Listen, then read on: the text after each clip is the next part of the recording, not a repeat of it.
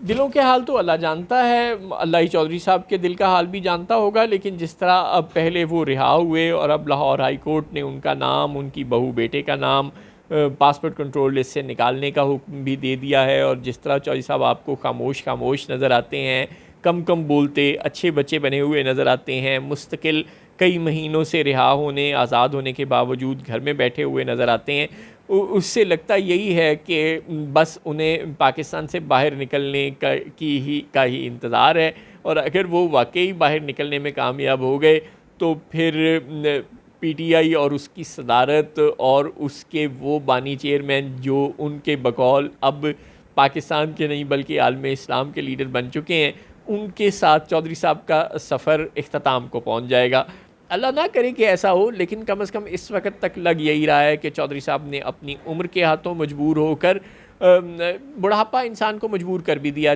करता है। ज़ाहिर है एक ज़माने में आसिफ ज़रदारी साहब भी कहा करते थे कि मैं ईंट से ईंट बजा दूंगा, एक ज़माने में जेल उनका ससुराल हुआ करती थी, वो पाकिस्तान की तारीख़ के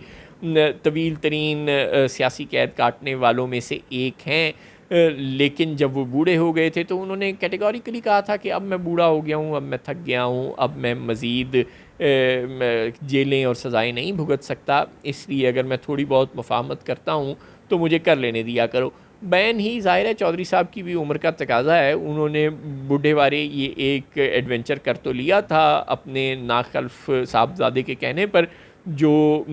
पलट कर वापस ही नहीं आया पाकिस्तान, लेकिन शायद अब वो भी कैदोबंद की सहूबतें और दीगर पाबंदियों को सहते सहते थक गए हैं, और एक आध बयान वो ज़रूर दाग देते हैं पीटीआई के हक़ में लोगों को खुश करने के लिए, लेकिन कम से कम इस वक्त तक यही लग रहा है उनकी टोन से कि कोई दरून खाना मफाहमत हो चुकी है, और बस ये पासपोर्ट कंट्रोल लिस्ट से नाम निकला और जहाज़ उड़ा, पाकिस्तान से बाहर पहुंचा, तो फिर राहें जुदा जुदा। Let's see.